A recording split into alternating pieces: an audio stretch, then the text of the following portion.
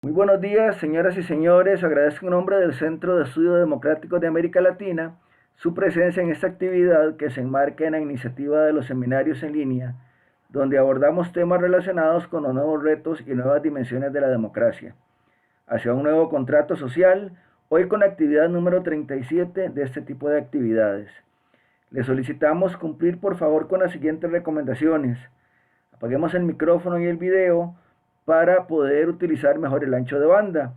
Para información de todo, la sesión será grabada y compartida como propiedad intelectual de CEDAL. La reunión iniciará y concluirá a las horas indicadas, por lo que estaremos haciendo lo posible y tratando de concluir a las 12:30 horas. Le solicitamos pedir la palabra con el instrumento que el Zoom proporciona o solicitarla por el chat. Las preguntas le solicitamos que sean estrictamente relacionadas con lo que la expositora eh, nos viene aquí a comentar, y si va a emitir un comentario, por favor que sea corto y puntual. Cedo la palabra a Carlos Rivera, presidente de CEDAL. Adelante, Carlos.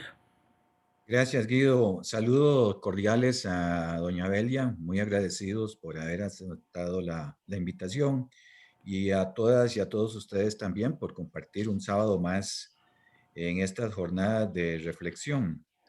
Como decía doña Belia Goaere, abogada con más de 25 años de experiencia en el campo del derecho comercial internacional, es máster de la Universidad de Michigan y además es doctora de la Universidad Estatal a Distancia. En la actualidad es la coordinadora del Observatorio de Comercio Exterior de la Universidad Estatal a Distancia.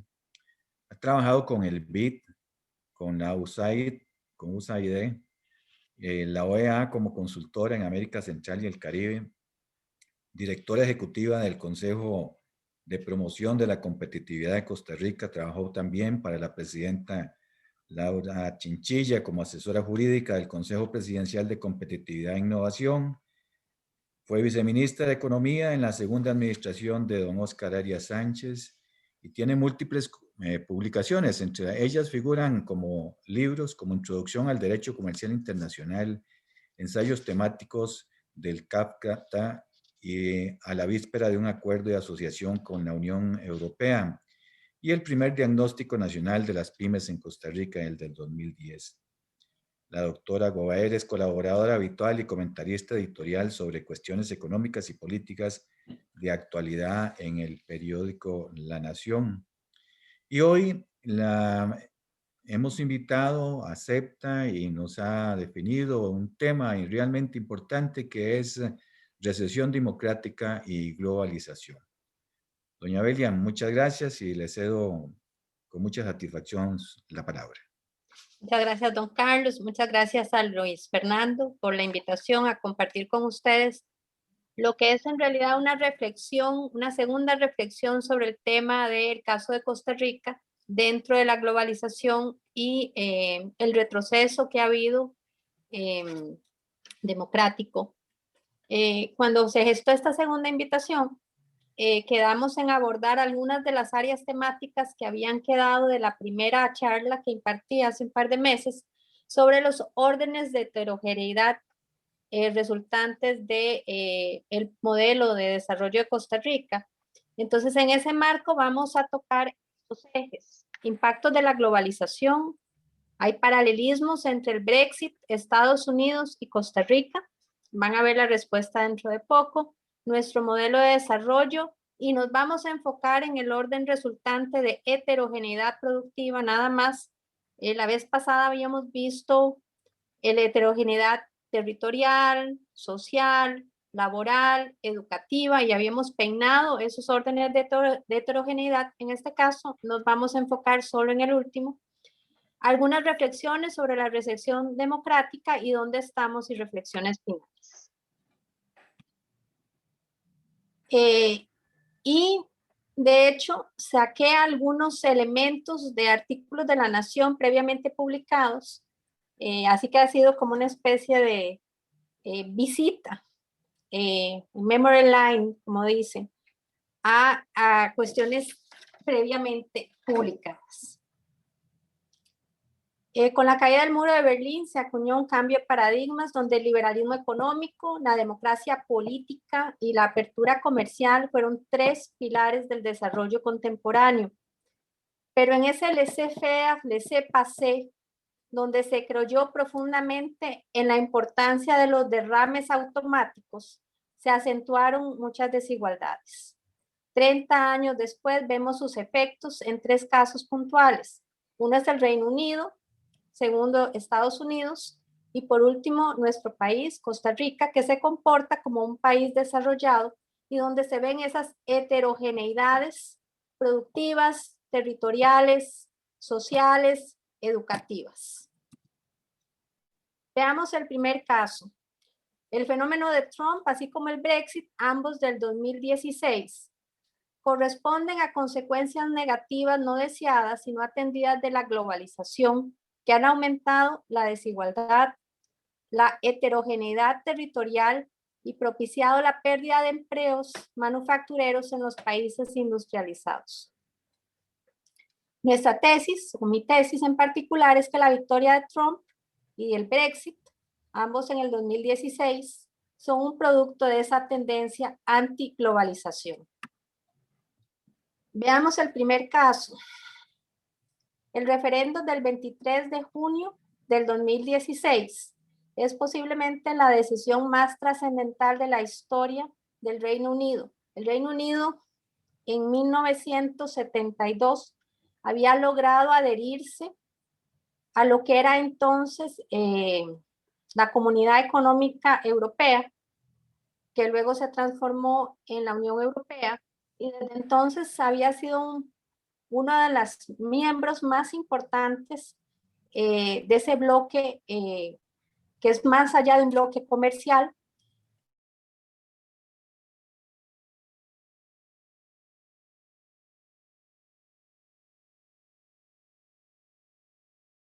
Remain o irse de la Unión Europea. Y vean el resultado, porque ese resultado nos trae muchos recuerdos. Un 52% votó por irse y un 48% por quedarse, lo que nos deja un país dividido en partes casi iguales. Veamos ese voto conservador, cómo se plasmó.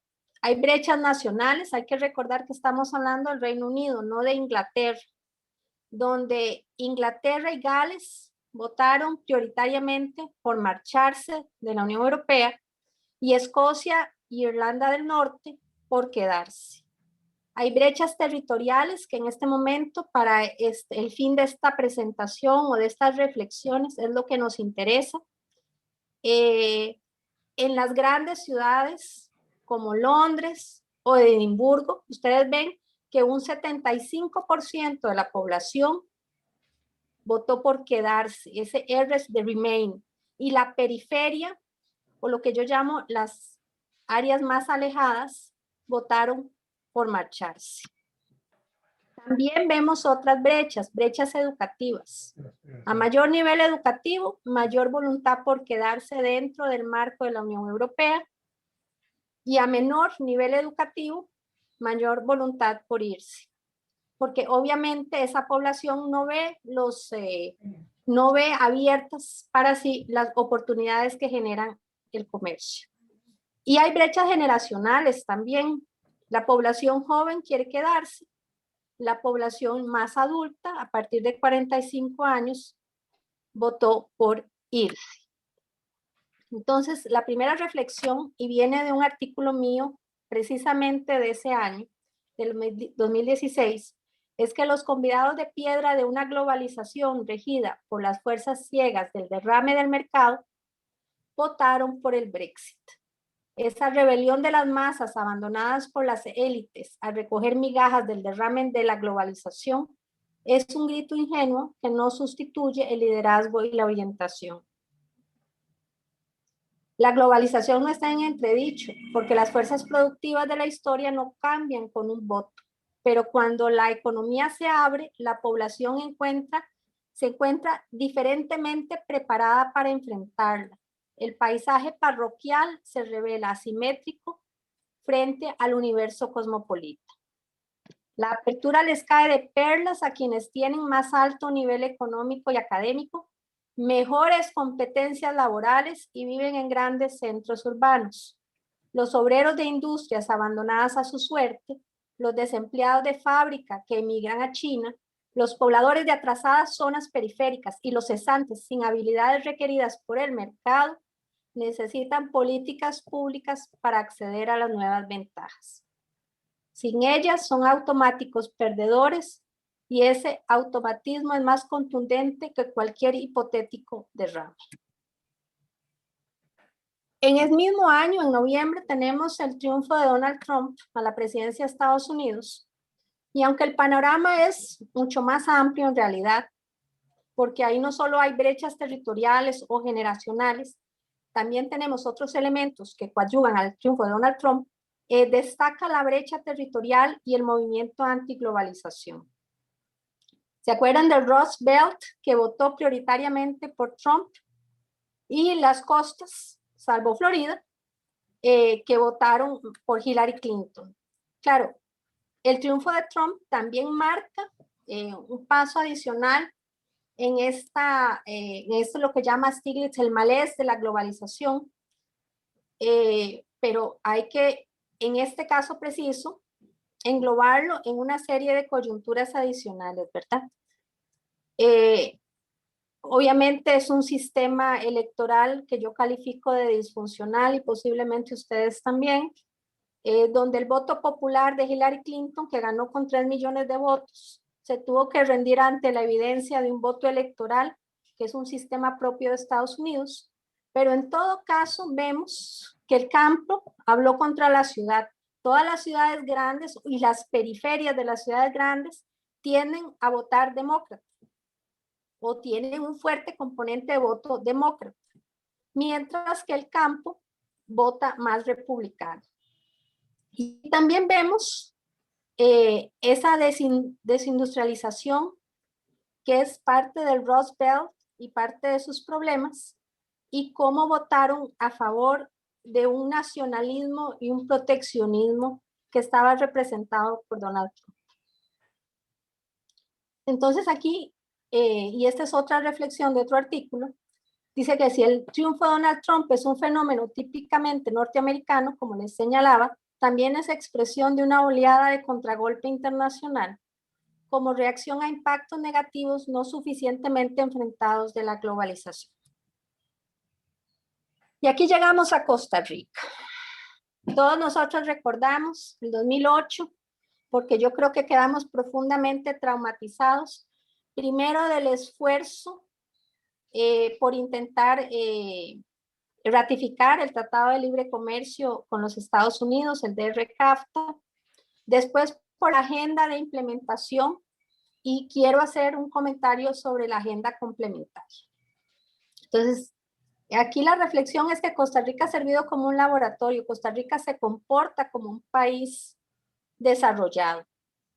Estos resultados del referendo, que fue octubre del 2008, que todos recordamos, fueron precursores por más de 10 años al Brexit en el Reino Unido o al triunfo presidencial de Donald Trump y a los mismos resultados electorales nacionales de primera ronda que todos recordamos del 2018. Estas conmociones políticas, como les había señalado, tienen como raíces el mismo fenómeno que Stiglitz denominó el malestar de la globalización. Y mi perspectiva es que Costa Rica fue el primer país del mundo donde los perdedores de la globalización se manifestaron en las urnas explícitamente contra la internacionalización del país, es decir, esa inserción en un mundo globalizado. Tenemos ese referéndum del 2018 y una posterior agenda de implementación que puso en enorme presión a Costa Rica. ¿Recuerdan los resultados del Brexit? Pues en Costa Rica fueron 50,000 votos, lo que nos permitió aprobar el Tratado de Libre Comercio con los Estados Unidos, es decir, es una votación muy reñida que estuvimos a punto de perder o que hubiéramos podido perder sin ningún problema, Después tuvimos un largo proceso para pasar 13 leyes en la Asamblea Legislativa, que es la agenda de implementación, y ahí fueron las últimas reformas estructurales que ha tenido el país, donde rompimos el monopolio de telecomunicaciones y el monopolio de seguros, que a fin de cuentas fue una reforma estructural profunda, y además modernizamos las leyes en materia de propiedad intelectual. Entonces, en ese momento, por primera vez, yo creo que el país se enfrentó a una reflexión sobre el modelo de desarrollo. Esa apertura del país que dejó grandes fracturas y grandes asimetrías a la vista en materia de heterogeneidad productiva, que es lo que vamos a ver, pero también en heterogeneidad educativa, social, laboral y territorial. Y quería terminar este rubro con un pequeño comentario sobre la agenda complementaria. A mí me tocó trabajar con el BID en Nicaragua un par de años. Me tocó ver la aprobación del TLC por la Asamblea Nacional. Me correspondió apoyar en la agenda de implementación y además estuve presente en la agenda complementaria que tuvo Nicaragua, donde pasaron la ley de aguas, la ley de pymes, la ley de competencia, hicieron algunas reformas estructurales profundas y algunas de ellas, como la ley de pymes, atendía problemas de su sector productivo nacional. Ellos estaban muy rezagados, aprovecharon este espacio para sacar una serie de legislación y ponerse al día. Costa Rica tuvo agenda complementaria, pero nadie la conoce. Es una agenda complementaria que montó Sandra Pisk.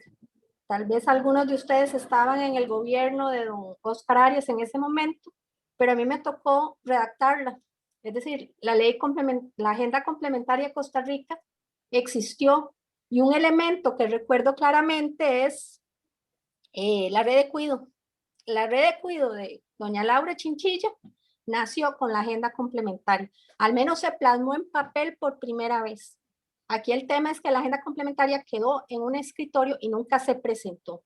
Entonces, elementos sociales como la incorporación de la mujer al mercado laboral que se hubieran podido atender en esa agenda complementaria no se atendieron y fue a fin de cuentas una decisión política, pero no pagamos el costo en el referendo del 2008, pero las fracturas que se evidenciaron y las, digámoslo así, la falta de oportunidad para atender algunos problemas sociales no se abordaron en su momento y después nos van estallando en la cara.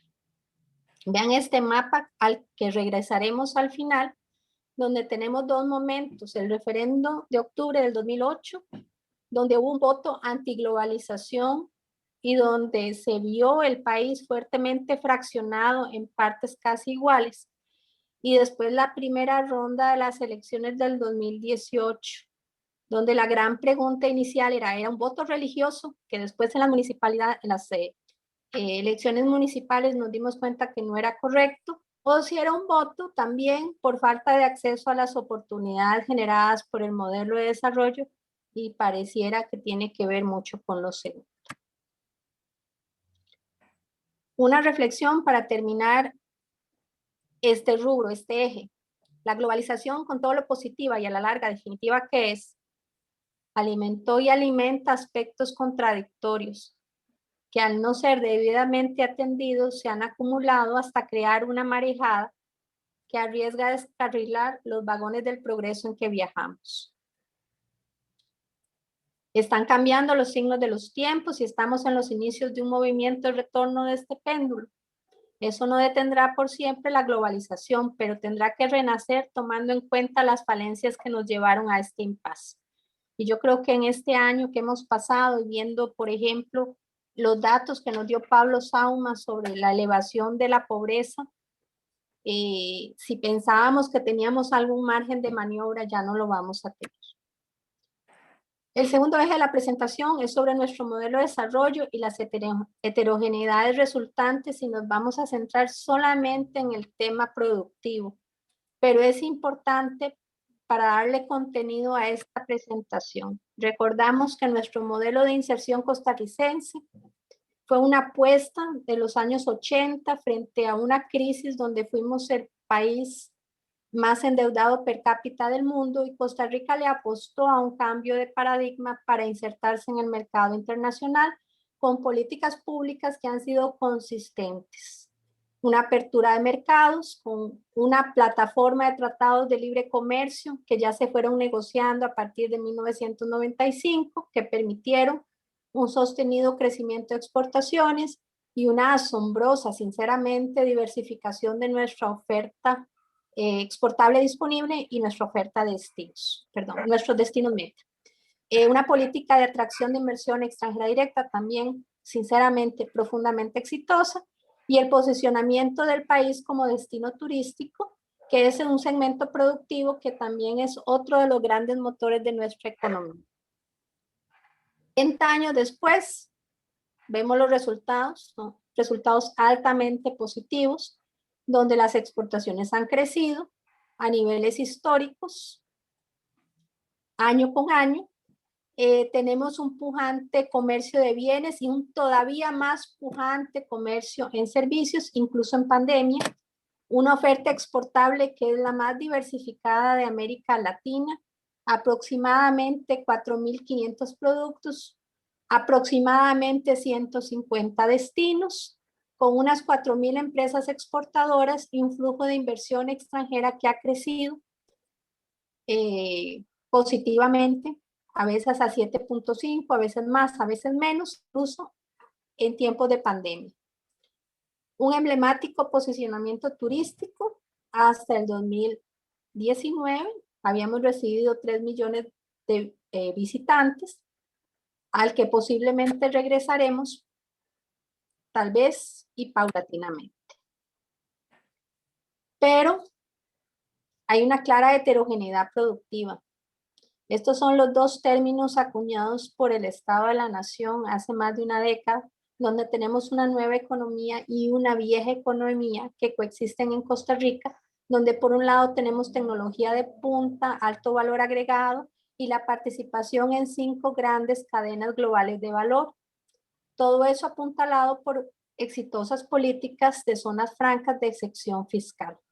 Y aparejado, porque esa es la economía hacia afuera, con la economía hacia adentro, que es una vieja economía de sectores tradicionales, de poca sofisticación, escaso valor agregado, bajos salarios y sumamente altos niveles de informalidad. Veamos esa dualidad productiva. Tenemos un valor exportador altamente concentrado, y aquí voy a referirme solamente a 3 rubros. El 2% de las empresas exportadoras colocaron, eso es hace un año y medio, 66% del valor de las exportaciones, mientras que un 93% de las empresas exportaron apenas el 11% del valor de las ventas de bienes al exterior. Tradicionalmente, Zona Franca representa la mitad de las exportaciones del país, y lo veremos ahora en la siguiente filmina, que en tiempos de pandemia ha sido muy importante porque es un motor de la economía que se ha mantenido, que presenta buenos niveles. Entonces tenemos una economía que es la vieja economía, que prácticamente se ha paralizado, y por otro lado la economía exportadora de Costa Rica, que se ha mantenido bastante bien, incluso no solo las exportaciones bajo régimen de Zona Franca, sino el sector ya más agrícola que exporta, donde tenemos que café, banano y piña siguen siendo el 40% de nuestras exportaciones. Se ha mantenido bien y ha tenido hasta un leve crecimiento, porque se han buscado nuevos mercados, por ejemplo, para café, que hemos estado exportando a Corea, o productos nuevos que se están exportando a China bajo unos protocolos que se negociaron hace poco, donde hemos estado exportando carne bovina y de cerdo a China. Entonces se mantiene incluso en el régimen definitivo en los productos tradicionales en nuevos mercados, y se ha mantenido aproximadamente bien. Pero por otro lado vemos que hay una relativa escasez de encadenamientos productivos, y si decíamos en el 2010 que de cada $7 de valor exportado correspondían 3 de valor nacional agregado, eso se mantiene. Y esos $3 de valor nacional agregado se concentran sobre todo en logística, transporte, embalaje. Entonces, una tarea, como decía Eva Paus, una tarea faltante, una tarea en la que no hemos sido exitosos. Veamos a un año de pandemia cómo está nuestro sector externo, que es el motor de la economía. El IMAE de enero nos muestra que la producción de las empresas que pertenecen al régimen definitivo se están recuperando muy lentamente, pero la producción de empresas del régimen especial de zona franca en particular muestran gran dinamismo y tasas de crecimiento que tenía antes de la pandemia. Veamos, y aquí está la concentración en número de empresas, el régimen definitivo. El IMAE refleja que tenemos 140,000 empresas y en el régimen especial 358, que eso demuestra la concentración que tenemos en pocas empresas. Pero bueno, zonas francas ha crecido, lo cual es importante y nos ayuda a paliar el desempleo que el IMAE refleja que es en un 19%. Recuérdense que en agosto estábamos en 24%.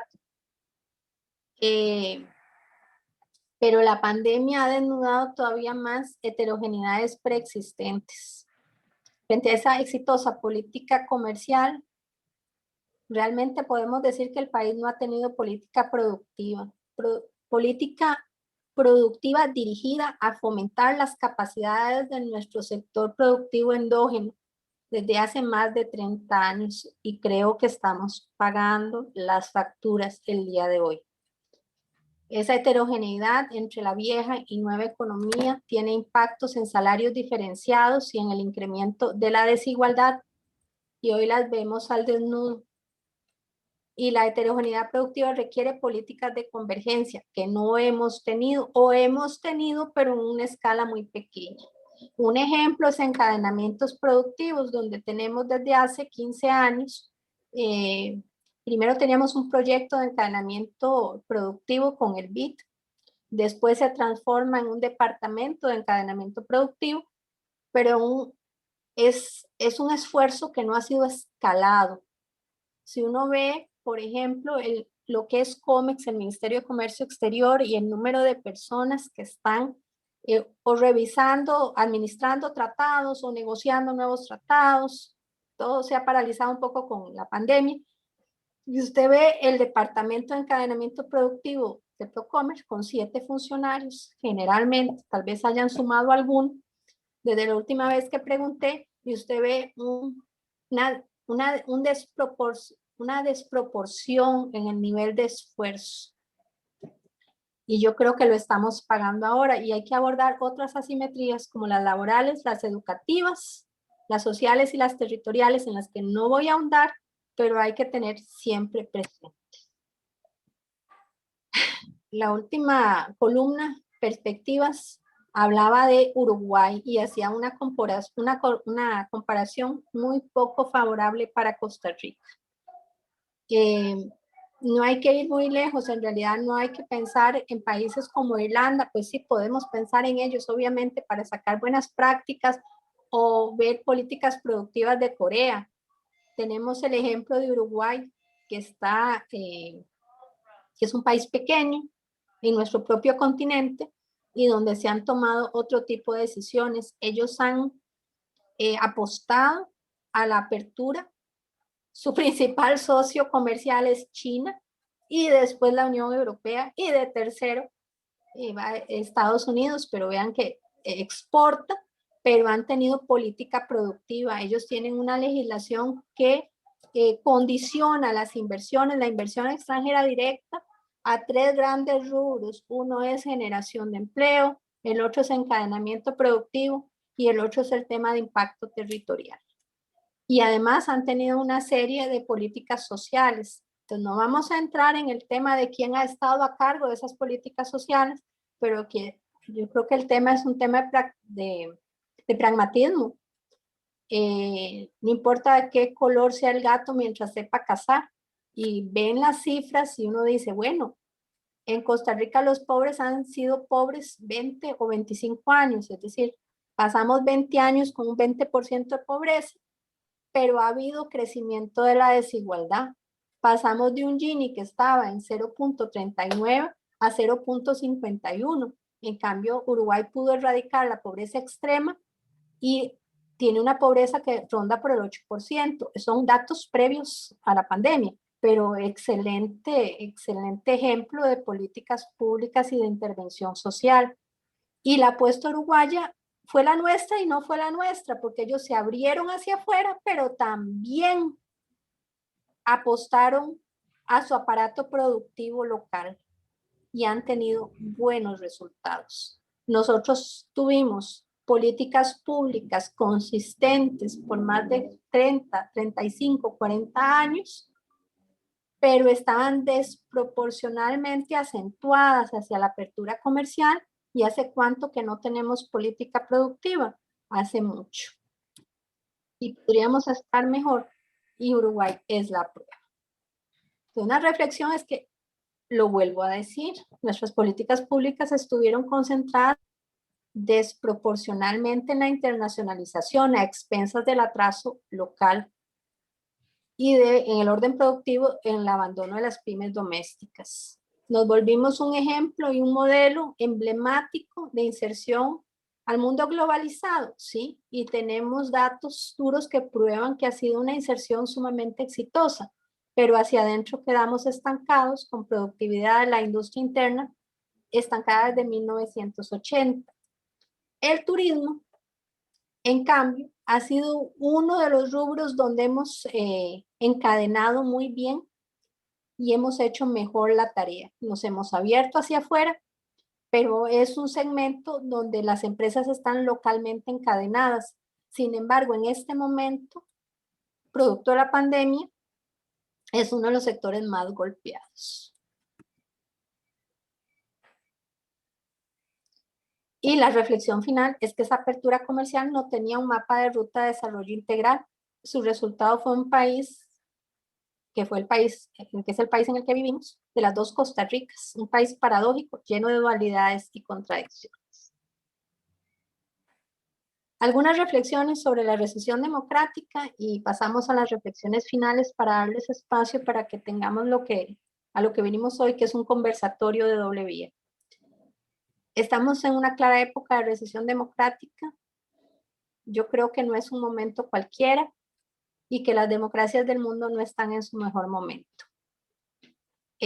Hago mención al Índice Internacional de la Democracia del Freedom House que acaba de salir, donde se señala que hemos pasado 15 años consecutivos con un sistemático deterioro de las democracias. En particular, Estados Unidos perdió 11 espacios en la última década y se encuentra en este momento en el rango de Panamá o de Polonia. Y bajo Trump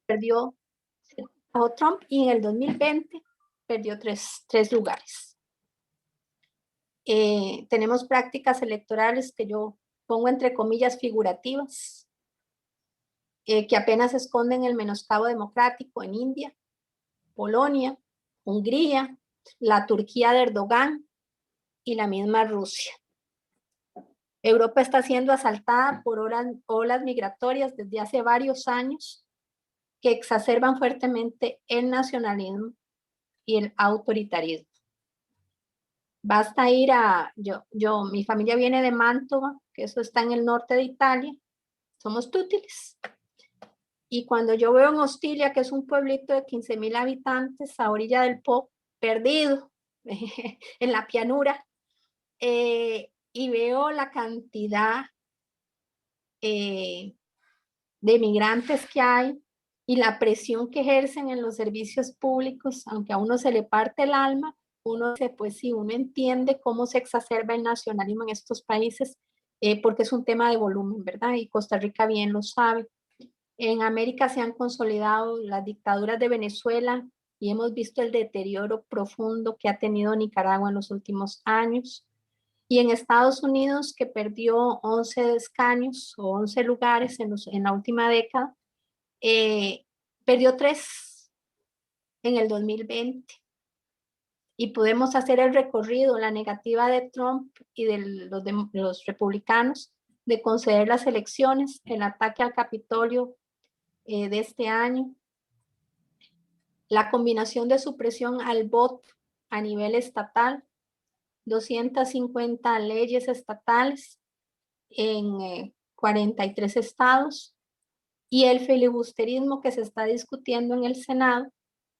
Y la reflexión a la que nos lleva es que hay que consolidar ahí un derecho universal al voto, que eso no es un simbolismo, hay todo un tema de supresión al voto, que es la línea de ataque que está teniendo el Partido Republicano, y es una línea de ataque que yo creo que es una línea de ataque a la democracia de Estados Unidos. ¿Cómo nos situamos en ese entorno? Por un lado, no vamos a cambiar las premisas fundamentales de la apertura de nuestro modelo económico, porque hemos sido exitosos y esa no es la piedra que tenemos en el zapato. Lo que pasa es que la ausencia de política productiva es otro tema, son tareas de desarrollo interno que hemos descuidado. Hemos dejado que haya mayor brecha educativa, por ejemplo, y ahora con la pandemia el tema de la inequidad en la conectividad es un elemento coadyuvante de la acentuación de esas brechas o las brechas territoriales, ¿verdad?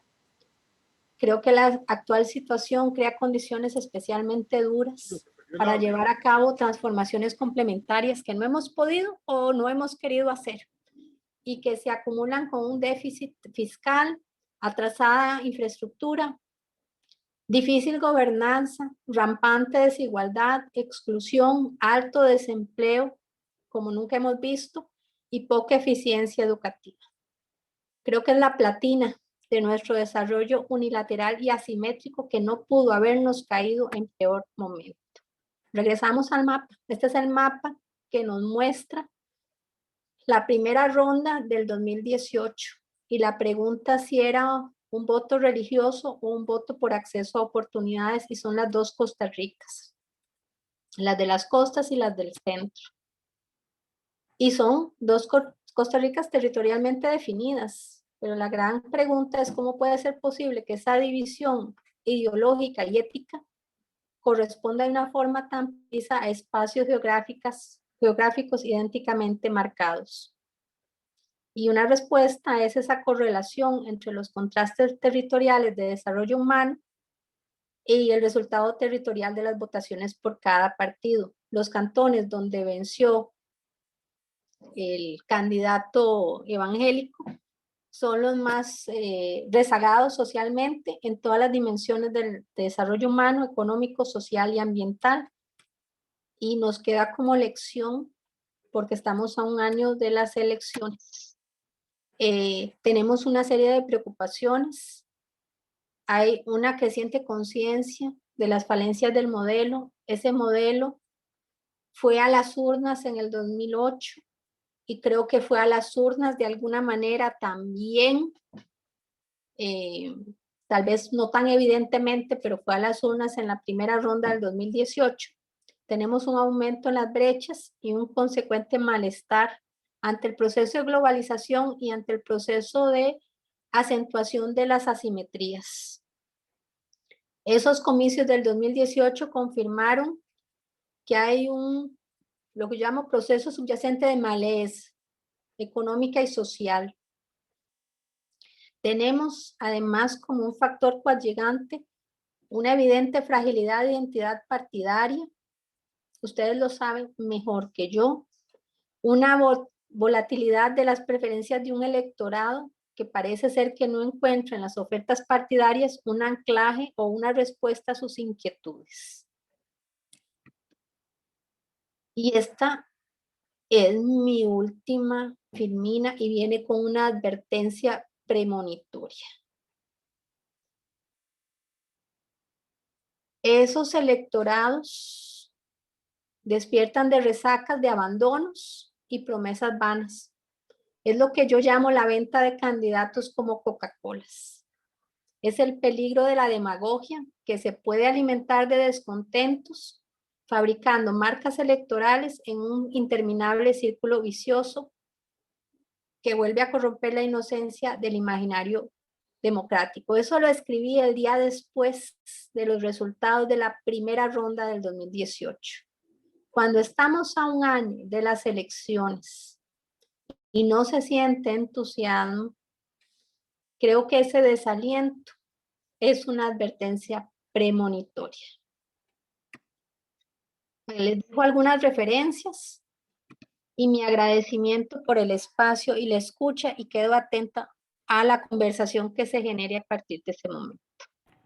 Muchísimas gracias, Belia, muy amable. Luis Fernando Díaz tiene la palabra. Adelante, Luis Fernando. Gracias, Guido. Como adelantó Guido, también lo hizo Belia.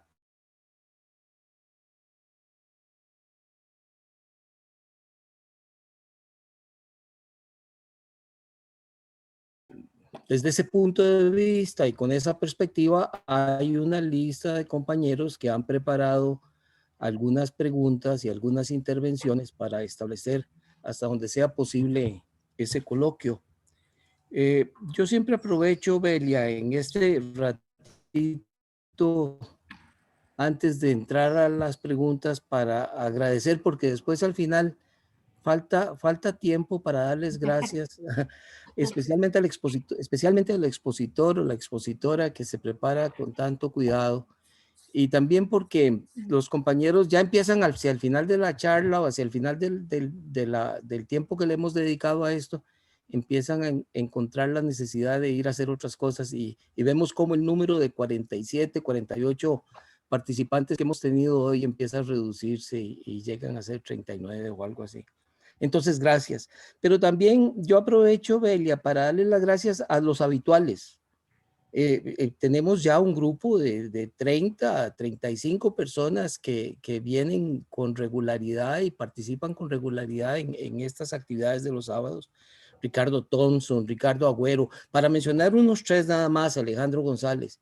Y los que empiezan a ser los nuevos habituales, que nos produce una satisfacción y un orgullo contar con gente como Enrique Castillo, Rodrigo Rivera, José Joaquín Chaverri, que ya son nuestros nuevos habituales. Y por supuesto, esto lo voy a hacer solo a modo de representación, un agradecimiento a todos los nuevos asociados de CEDAL.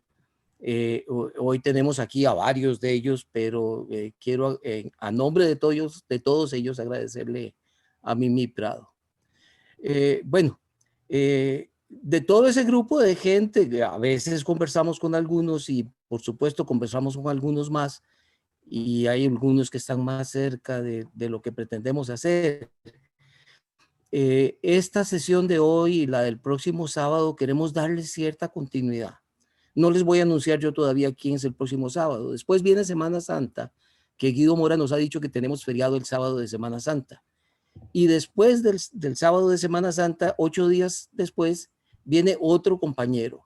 Y la idea es que podamos hacer coloquios como el que queremos hacer ahorita, que tomará una media hora o algo así, siguiendo un poco no solo el modo, el modelo, sino también la temática.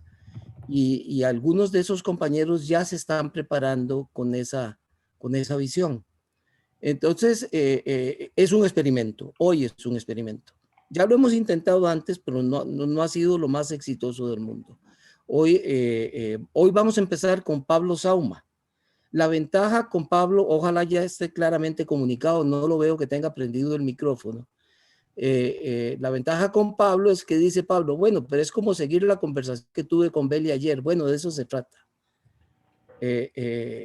Pablo, te cedo la palabra para que converses un poquito con Belia, y cuando ustedes terminen ese ratito de conversación me devuelven la palabra a mí para yo seguir con el siguiente invitado. Muchas gracias. Sí, realmente me parece muy bien la presentación, Belia, como siempre, muy clara, muy bien dirigida, y realmente es muy poco lo que... realmente ninguna diferencia, ¿verdad? En las percepciones, ¿verdad? La historia bien contada. Y sí, entonces más bien enfatizar en algunos de los asuntos, ¿verdad? El tema de los dos motores, ¿verdad? Desde hace muchísimos años, ¿verdad? Hablamos del motor externo, que es el que empuja la economía, y el motor interno que no está jalando adecuadamente, y cómo nivelarlos a que vayan al mismo nivel. Y ahí es donde está el fracaso, ¿verdad? Me parece que el tema de la globalización per se no es el problema. Vemos algunos resultados, pero no es, más bien, hemos aprovechado un poco las ventajas de la globalización. Lo que hemos podido, tal vez hubiéramos podido aprovechar mucho más, como en el caso de Uruguay. Sin embargo, de ahí el motor interno sigue fallando, y aun cuando lo sabemos desde hace más de 20 años, no hemos podido aceitarlo, no hemos tomado las medidas adecuadas. Uno de los temas relevantes que permitirían movilizar más la economía interna es el tema de los encadenamientos, como bien lo dijo Belia, ¿verdad? Y no hemos avanzado absolutamente nada. Entonces, insisto, no le podemos echar la culpa a la globalización, ¿verdad? Que haya un sector que va jalando muy bien, y no hemos hecho los esfuerzos para que empuje a la economía interna, tanto por falta de políticas públicas o por políticas públicas inadecuadas, como muchas veces también por la misma actitud de los empresarios, ¿verdad? Que no están dispuestos a llegar y meterse de lleno en un proceso que les permita avanzar y competir con otras empresas, ¿verdad? Y prefieren mantenerse en la zona de confort. O sea, son muchas las situaciones, pero ese tema sigue pendiente, ¿verdad? Y el problema es que si hay cambios en el contexto internacional, entonces ya perdimos la oportunidad, y entonces más bien ahí tenemos que comenzar a buscar otras situaciones. El tema de la ineficiencia estatal, lamentablemente, ¿verdad? Tenemos un Estado que es poco eficiente, ¿verdad? Y entonces ahí igual tenemos una situación de problemática.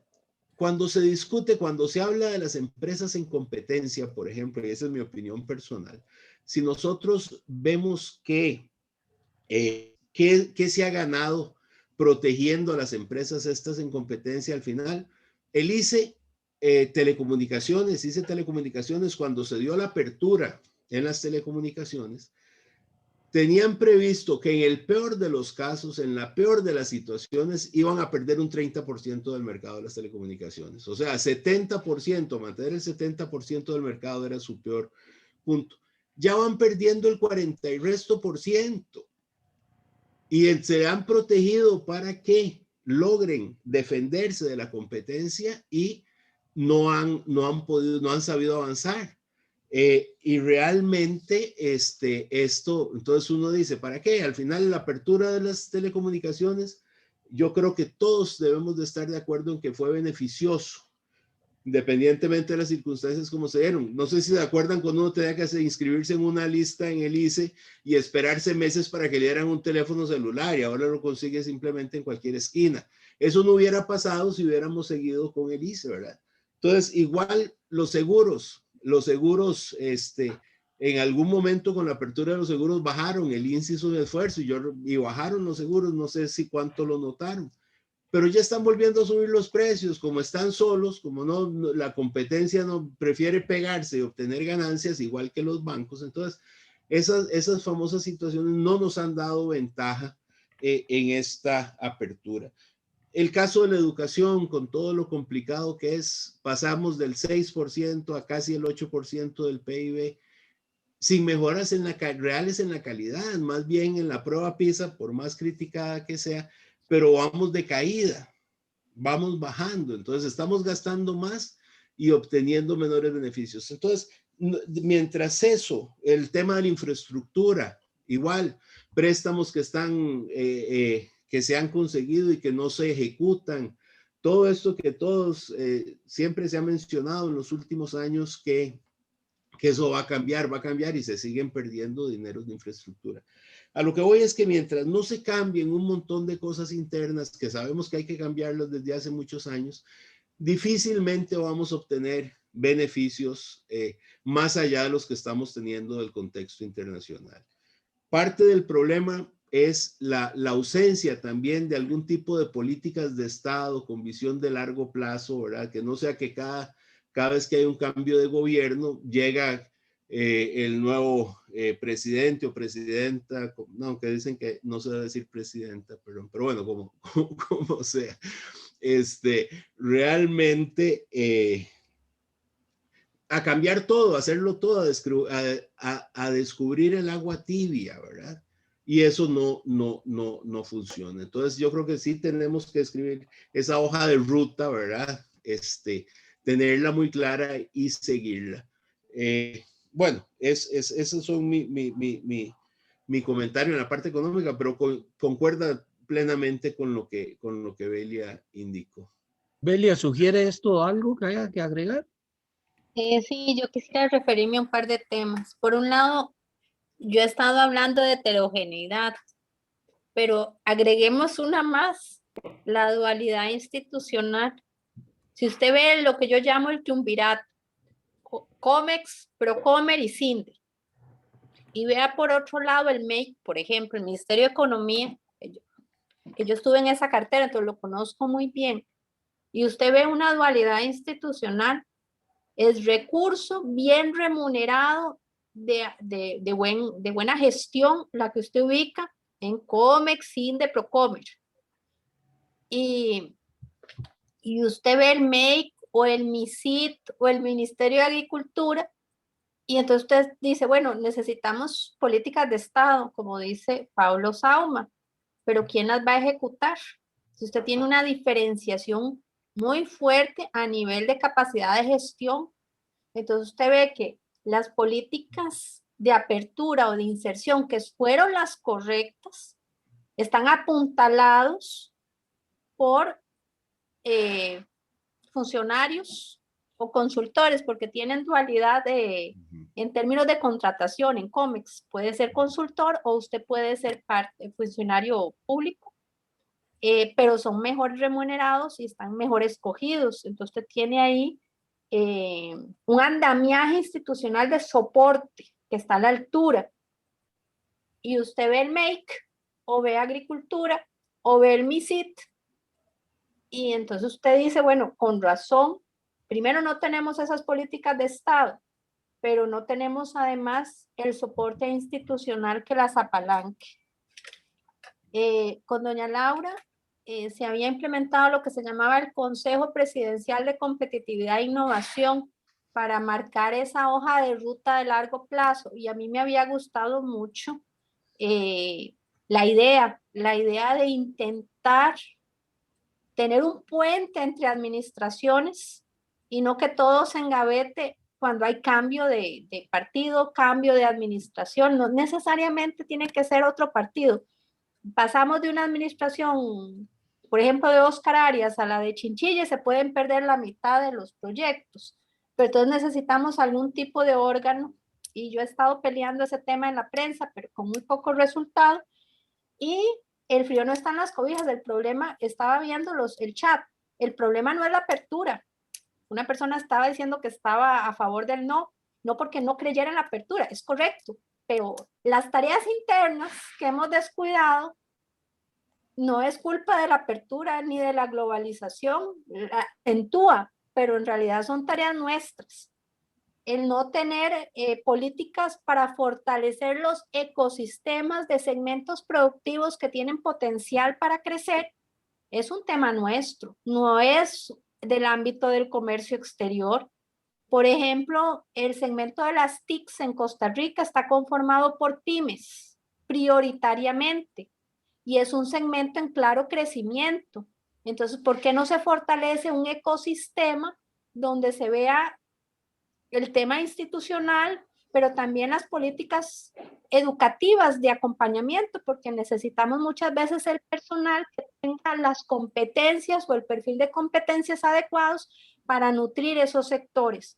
Otro segmento es el de turismo médico y explorar el wellness, por ejemplo, el tema de bienestar. Es un segmento productivo que ha crecido, tiene más de 40 años y ha crecido por voluntad propia, digamos, sin ningún tipo de acompañamiento. Entonces, Yo oí la presentación de política productiva de Uruguay hace casi 10 años en una conferencia y en unas intervenciones que tuvimos en la CEPAL, y ellos tenían claros cuáles eran los segmentos que tenían capacidad de crecimiento netamente endógenos, y estuvieron haciendo la legislación de soporte para mejorar el ecosistema y las intervenciones que necesitaban para que crecieran. Es lo mismo que ha hecho Corea, lo que han hecho otros países que tienen política productiva, que son mejores prácticas. Nosotros no lo hicimos. Pero todo el frío no está en las cobijas, no está en el tema de la apertura comercial. Ahí lo hicimos bien. En turismo lo hicimos también muy bien. Pero entonces tiene que ser políticas consistentes y hay que ordenar un poco la casa, ¿verdad? Que va como en la línea de lo que dijo Pablo, pero me dio la oportunidad de ahondar en otros temas como la dualidad institucional o algunos ejemplos de política productiva. Quedo atenta a otra pregunta o otra Pablo, ¿algo intervención. más? No, está bien. Muchísimas gracias, Pablo. El otro compañero que preparó alguna observación, comentario es Carlos Manuel Echeverría, Belia. Otro que también dice, vamos a seguir la conversación. Carlos Manuel. Muchas gracias, Luis Fernando, Belia, qué gusto y qué gusto a todos también verlos. Muy buena exposición, como siempre. Usted siempre impresiona gratamente, al igual que su mamá, pero ya usted brilla con luz propia. Muchas gracias. De veras. Yo creo, bueno, no quisiera hablar mucho del tema, de la parte de la democracia, porque ese es un tema que se puede tocar en el futuro. Sí quiero decir que cuando la democracia no entrega resultados que se reflejen en el mejoramiento socioeconómico de la gente y en la pureza de la propia democracia, y se abusa de ella, el asunto no funciona y la gente pierde la ilusión. Ahí fallan los partidos y yo sí soy de los que piensan que sin partidos y sin ideologías claras es muy difícil que una democracia pueda operar. Y creo que eso, usted lo dijo, una de las filminas, me parece, más o menos. El tema de las políticas de Estado es clave. Costa Rica, por ejemplo, ha sido muy buena en establecer una política de Estado en el área de relaciones exteriores, donde tenemos temas que se conservan a través de las administraciones. Y eso le ha dado consistencia al país. Pero nos quedamos cortos cuando pensamos en los modelos de desarrollo. Yo creo que el último que pensó muy bien el modelo de desarrollo de Costa Rica fue don Pepe, que sigue siendo mi ídolo político y posiblemente lo será por el resto de mi vida.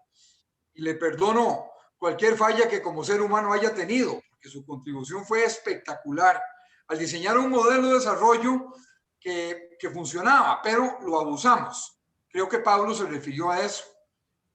Mucha corrupción, mucha incapacidad. Las tortas del ICE, por ejemplo, que son, y de acueductos, que son de millones de dólares, las pagamos todos. La ineficiencia del Estado, donde hay un montón de funcionarios públicos que no hacen absolutamente nada más que entorpecer, porque no están más que esperando a que uno llegue a pedir algo para demostrar que sí hacen algo, cuando nunca hacen nada. Y uno es el que se desquita con el pobre ciudadano que quiere buscar algo, ciudadano jurídico, ciudadano físico. Yo creo que mientras no desarrollemos un modelo integral que se convierta en una política de Estado que se mantenga, vamos a estar flaqueando. En eso me parece que ha sido muy interesante la presentación. Belia, el camino es la planificación. Usted puede tener economía de mercado. Todos creo que ya en Costa Rica son muy pocos los que no estamos de acuerdo con la economía de mercado. Pero usted puede tener una planificación participativa, ojalá con los diferentes sectores, una participación estratégica, no que se meta en el día a día, ¿va? Eso lo hablamos mucho cuando me tocó participar en la COREC 1, la Comisión de Reforma Administrativa, la COREC 1 en la Administración Arias. Éramos 4 de un partido, 4 de otro partido. Ahí don Jorge Manuel Dengo, que para mí es un ilustre en Costa Rica, nos hizo reflexionar mucho sobre la posibilidad la ventaja de que la economía de mercado se regule, porque si no hay excesos y oligopsónicos que la hacen perderse. Con planificación indicativa estratégica, el asunto puede caminar. Y entonces, para desarrollar un modelo, hay que planificarlo, hay que pensarlo, hay que estar en eso. A mí me cuentan, por ejemplo, anecdóticamente, que en la SIECA, cuando don Carlos Manuel Castillo, otra persona a quien admiro muchísimo, era el secretario general de la SIECA, se reunían ahí a las 6 de la tarde, sacaban la botella de whisky, el sifón de soda, porque antes era una calambada así que le echaba uno a los tragos, y de las 6 de la tarde a las 8 de la noche era pensar el modelo centroamericano. Y así pensaron el BESIE, así pensaron el ICAP, así pensaron el ICAITI, y así pensaron montones de instituciones. Yo creo que eso no lo estamos haciendo en Costa Rica, y cuando pretendemos hacerlo, invitamos a todo el mundo, como lo quiso hacer el gobierno, 60 personas, y no hay posibilidades de ponerse de acuerdo, ni hay capacidad técnica para ponerse de acuerdo. No se ha mencionado el mercado común centroamericano. Yo creo que el mercado común centroamericano sigue siendo un bastión para una gran parte de las empresas de la economía definitiva. Muy importante. Y les ha permitido inclusive, el mercado ha servido como plataforma para que estas empresas del mercado común brinquen a nivel internacional. Hay otras empresas muy interesantes, por ejemplo la Firestone. La Firestone estaba diseñada para cuando el proteccionismo era de 300%, el arancel. Solamente habían llantas Ginza y llantas Firestone. ¿Se acuerdan? Tal vez los más viejitos, ¿verdad? José Manuel Peña no me deja mentir. No. Bueno, Sí, señor, pero sí, señor, así es. No. Hoy, Carlos, deja que Belia conteste una de ese montón. bueno, hoy ya voy a terminar con esto. Hoy y hay otra cuestión ahí. Hoy la Firestone es una empresa globalizada que es parte de la empresa japonesa Bridgestone, y la Firestone produce en Costa Rica las llantas tropicalizadas o tropicales que la Bridgestone produce. Y el otro tema así importantísimo es que, caramba, COMEX no es un ministerio de comercio exterior. COMEX es un ministerio de exportaciones. Un ministerio de comercio exterior debe ponerle atención de dónde se importa y cómo se importa, y si estamos haciendo economías de escala al importar, y si estamos importando de los mejores lugares, la mejor calidad al precio más conveniente. Yo creo que ahí hay una gran falla del modelo de COMEX, es puramente exportador. Bueno, tengo mucho más, pero me quedo ahí porque más bien agradezco a Luis Fernando de la atención que me hizo, porque ya estaba despegando. Muchas gracias. No, y debes saber, Belia, que hay alguna gente que tiene algunas preguntas, tiene la manita levantada. De hecho, yo me voy a guardar las mías para la subsiguiente invitación a Belia. Ahora la dejamos que le conteste a Carlos Manuel, y después Guido retoma la conducción para plantear lo que ha surgido en el chat y para ir dándole la participación a los compañeros que tienen la manita levantada. Gracias, Carlos Manuel. Adelante, Belia. A vos, muchas gracias. Vamos a contestar esta intervención puntualmente. En realidad, la presentación no daba para referirse a los antecedentes y al modelo de industrialización por sustitución de importaciones, el modelo cepalino que rigió en los 60 y los 70 y que rompimos de alguna manera con ese modelo. Era una Centroamérica cautiva en ese momento y estuvo muy bien, nos ayudó a fomentar esas industrias y que crecieran en un mercado cautivo, pero era insostenible. Obviamente en algún momento había que desmantelarlo, pero tenía algo positivo, y eso sí lo olvidamos, porque estaba muy dirigido a proteger las industrias nuestras. Si hubiéramos mantenido una apertura comercial complementándolas paralelamente con política productiva, yo creo que estaríamos mejor posicionados. Hubiéramos podido rescatar eso y no lo hicimos. Y es correcto, para nuestra pequeña y mediana empresa, el mercado de exportación es el mercado centroamericano y panameño. recordando que es América Central, entonces, bueno, incluyamos también a Panamá. Pero vieron que hice la comparación con Uruguay. Uruguay exporta a China, a la Unión Europea y después al mercado común, digo, a Mercosur y a Estados Unidos.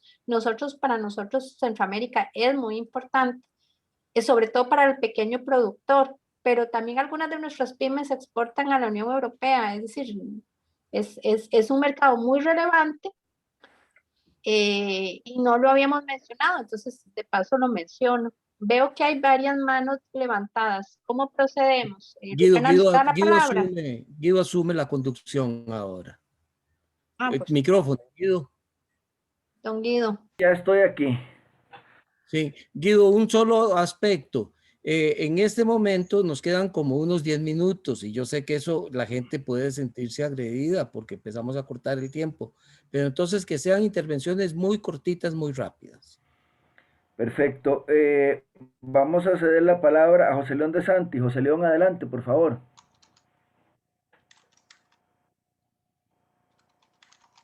Sí, bueno, gracias. Voy a tratar de ser breve. Ya había escrito algo pequeño ahí en el chat, pero yo de alguna manera quiero decir que yo soy testigo de esa génesis. Yo estuve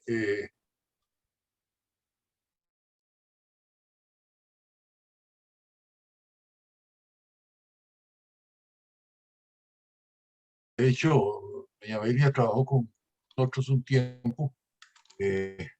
Bueno, el asunto es este. En ese momento se estaba impulsando muy fuertemente la apertura comercial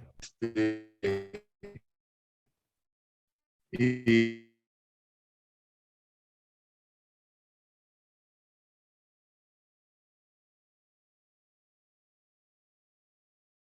experiencia de liderar dos ministerios que los manejábamos como uno solo, con dos, repito, dos excelentes viceministros.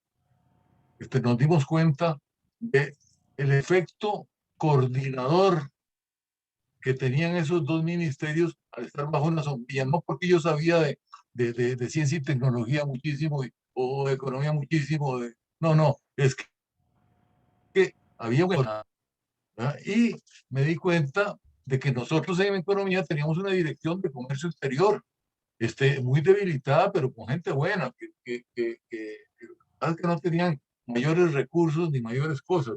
Entonces peleamos duramente, muy fuertemente, para que fortalecieran la dirección de comercio exterior, le dieran ese inmenso apoyo que le dieron a Comex. A Comex le dieron todo el apoyo del mundo.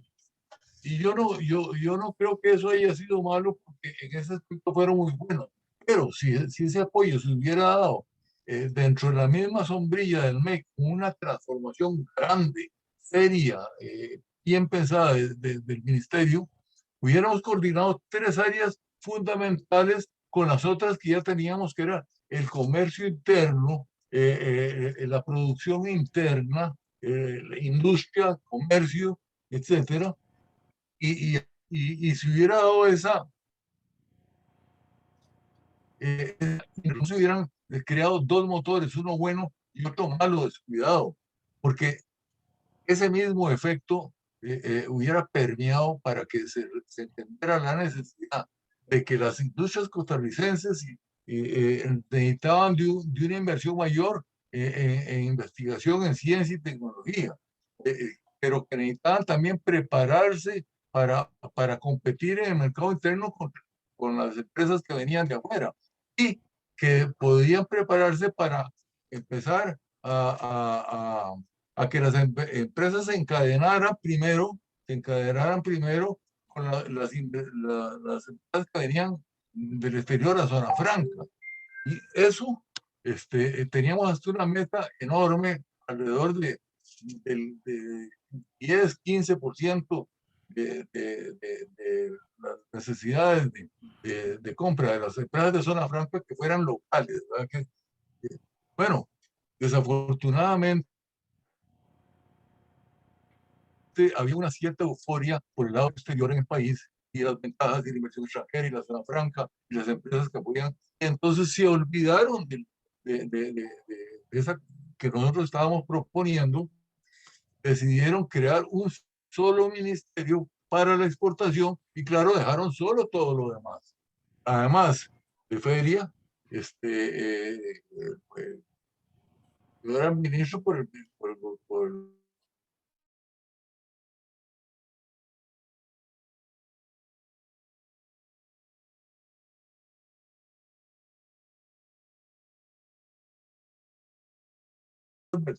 haciéndose una realidad. Hoy, no sé cuántos años después, 20 y pico de años después. El cuento del motor bueno y el motor malo lo oigo yo desde la Cámara de Industrias hace 20 años, ¿verdad? Pero la génesis de ese problema estuvo ahí, porque se optó por darle fondos, recursos y apoyo a solo a uno de los motores. Muchas gracias, José León. Eso porque la gente se olvida. Gracias. Muchas gracias. Sí, Belia, adelante. Yo quisiera intervenir. Adelante. Sí, yo recuerdo esa época porque yo estuve en el MEI con Marcos Vargas cuando pasaron la ley de 1996, que es la que establece COMEX y Procomer. Y efectivamente en el MEI había lo que se llamaba, no me acuerdo si era un departamento o la Oficina de Integración Centroamericana, que fue el último reducto, porque después en la ley del 2000, COMEX tuvo 2 leyes, y en la de 2000, se lo llevaron y lo agarraron del MEI y se lo llevaron a COMEX y le quitaron, digamos, la última competencia en comercio exterior fuerte que tenía el MEIC. Lo debilitaron al MEIC para fortalecer a COMEX y fue política de Estado. Realmente fue muy desequilibrado el tema institucional. En un afán de centralizar la Rectoría de Comercio Exterior en COMEX, debilitaron al MEIC. Y estaba viendo un comentario que es muy correcto de don Alejandro González, que dice que hay que generar equilibrio entre lo externo y la política productiva interna, y es correcto. Se hizo un esfuerzo consistente de debilitar ciertos ministerios, porque también pasó en el MAC. En el MAC fue un poquito posterior, fue en el 2000, desmantelaron la unidad de negociaciones que tenían comerciales, la desmantelaron, ya esa era la administración Rodríguez, y se centralizó todavía más la competencia de COMEX. Y el tema de política productiva quedó completamente desatendido y estamos pagando la falta de esfuerzo. Se pudo tal vez hace 10 años hacer algo, no se hizo.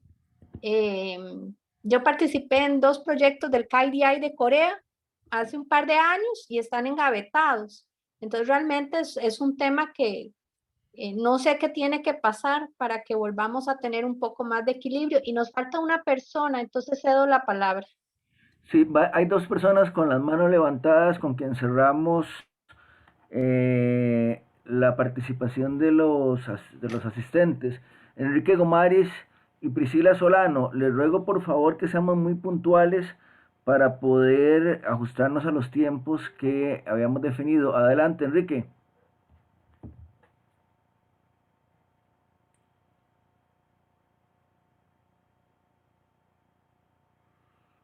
Enrique, a la 1, doña Priscila, adelante. Sí. Adelante, Enrique. Sí, decía que a mí me ha parecido muy bien la intervención de Belia, y además que se ha centrado en la heterogeneidad productiva. Creo que este es el asunto más grave de la economía costarricense. Para que tengan ustedes una idea, la dimensión de la heterogeneidad productiva en Costa Rica es el doble de la media de la Unión Europea. ¿Ok? O sea, es enorme. ¿Ya? Ahora bien, yo creo que toda esta discusión nos vuelve de nuevo a relacionar el tema de la cultura política. Es decir, yo creo que es evidente que hay un correlato entre sectores a la izquierda y el no al TLC, sectores a la izquierda y gente que no le da ninguna importancia a la heterogeneidad productiva, que no entiende las consecuencias de la heterogeneidad productiva. Entonces, ustedes están discutiendo como si solamente hubiera que tomar en consideración los debates en las élites políticas. Y yo creo que eso es un error. Yo creo que hay una relación entre lo que hacen las élites políticas y la cultura que hay en la sociedad. Y resulta que hay un problema de cultura política. Hay un problema porque no se entiende con toda claridad que hay que hacer la apertura, pero hacer también una política productiva que permita que el desarrollo en Costa Rica sea más armónico. Yo no entiendo por qué eso no se entiende fácil. Y no se entiende fácil porque en el seno de los actores políticos hay una tendencia a rechazar salidas absolutamente necesarias y una cultura política que hace que la gente piense de nuevo que lo del acuerdo con el Fondo Monetario Internacional es una traición. Aquí hay un problema de cultura política en el fondo de la sociedad. Muchas gracias, Enrique. Voy a darle la palabra a Priscila Solano, Bedia, y cerramos con su participación. Adelante, Priscila. Muy bien, muchísimas gracias. Doña Belia, maravillosa su exposición y yo quería contarles desde la realidad también de lo rural, porque justamente ese mapa que usted nos presentó en 2 ocasiones no solamente muestra el sí y el no en el tema de la globalización, y es que yo estaba justamente en Guanacaste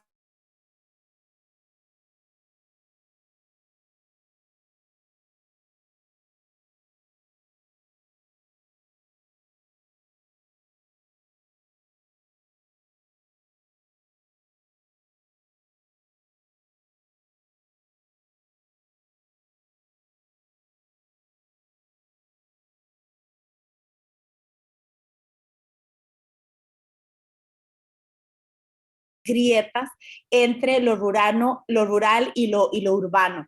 Las mismas zonas francas, los lugares de exportación, toda la productividad hacia afuera tampoco está en las zonas rurales. Seguimos tratando este tipo, que es a donde crece la economía, aún en pandemia, en las zonas urbanas. Entonces, hay un divorcio absoluto, en donde las personas, además, en la zona rural, tienen menor grado de educación. Lo que usted mencionaba con la educación es clave, porque lamentablemente impacta en decisiones políticas, porque la gente realmente con menor educación no le importa el plan de gobierno, no le interesa, no ve el beneficio, porque finalmente tiene hambre y el hambre se da con cualquier color y con cualquier persona que llegue a tomar el poder.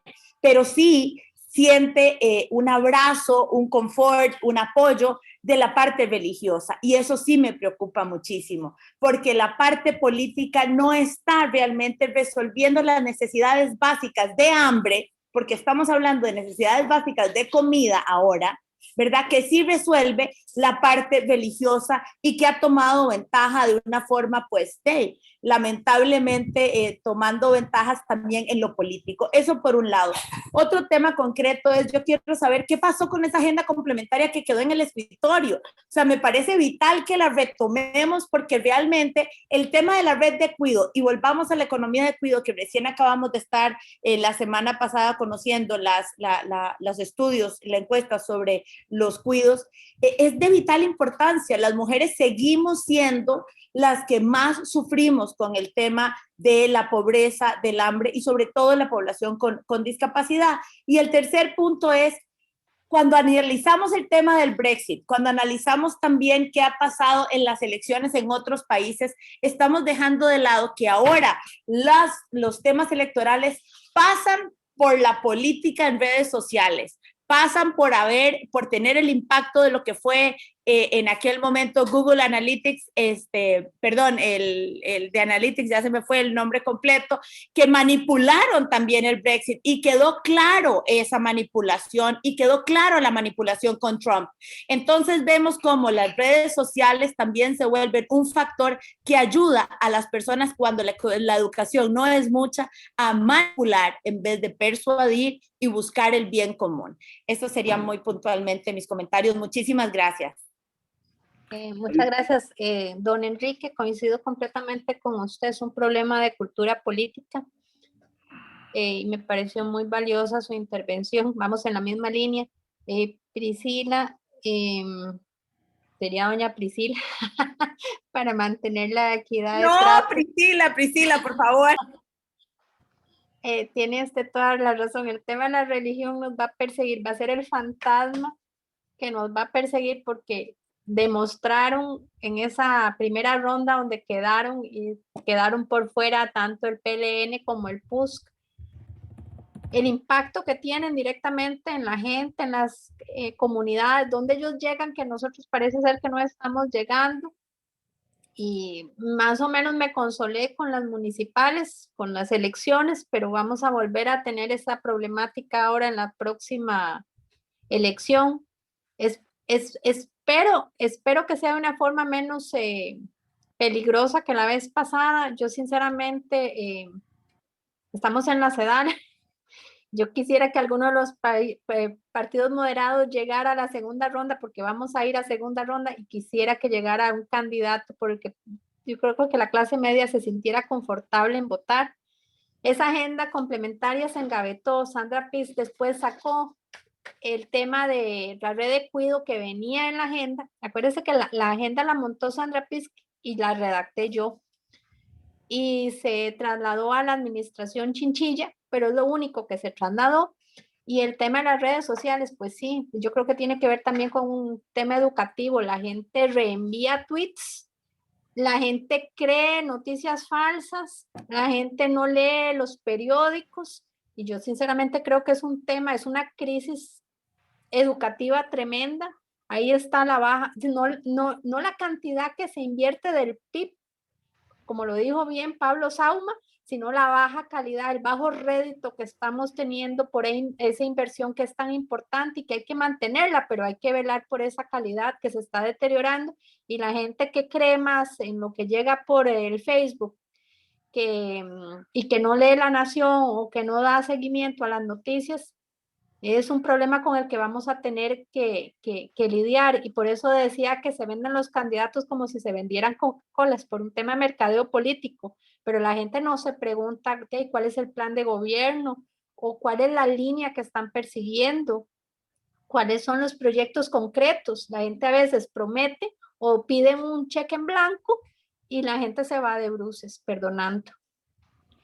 Y sí, no es un solo tema de educación, hay fake news muy bien elaboradas con mala intención, sí, también, pero hay que tener información de fondo para poder discernir eso no correcta la información que estamos consumiendo, y además velar por no consumir tantísima información en las redes sociales y ponerle un poco de coto. Y yo creo que con eso yo termino mi intervención. Les agradezco mucho a la CEDAL por esta gentil invitación. Es el segundo conversatorio que tenemos y ha sido muy rico, sobre todo en la parte de intercambios y de oírlos a ustedes también. Es una retroalimentación muy valiosa para mí y les agradezco la oportunidad.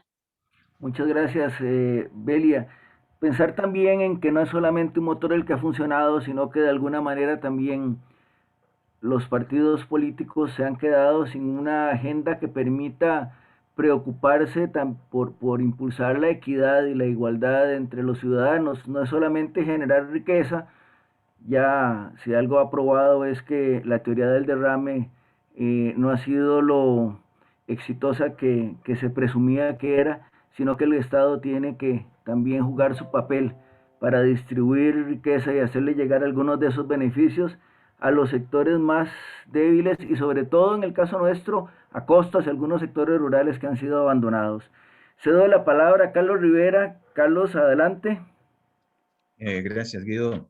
Belia, muchas gracias. En realidad que como en las anteriores oportunidades que la hemos tenido aquí presente, usted ha sido extraordinaria. Como se dio cuenta, usted elabora una serie de aspectos que permiten la discusión, el análisis, la crítica, los cuestionamientos y, por supuesto, la solicitud para que venga más en otra oportunidad.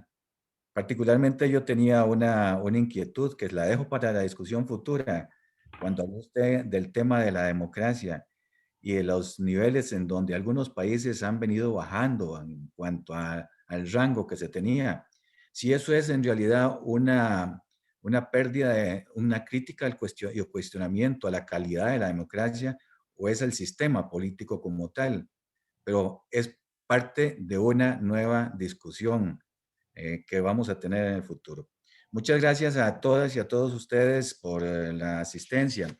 De hoy en 8 días vamos a tener otra sesión de igual de interesante con una excelente compañera participante, sedalina de hace muchos años, que es Ana Isabel García. Ana Isabel nos va a desarrollar el tema de sistemas de protección social, una política social para la democracia y la reconstrucción tras la pandemia. Todos invitados a las 11 de la mañana el próximo sábado. Daremos, como se mencionó, una vacación de una semana y continuaremos, pero el próximo sábado los esperamos a todas y a todos ustedes. Que pasen muy linda tarde, cuídense mucho y hasta pronto todos. Luego. Muy buenas tardes. Dejo de gracias. Hasta luego. Excelentes tardes. Muchas gracias. Saludos a todos. Gracias por la Saludos. oportunidad. Muchísimas gracias por acompañarnos. Y se portan bien.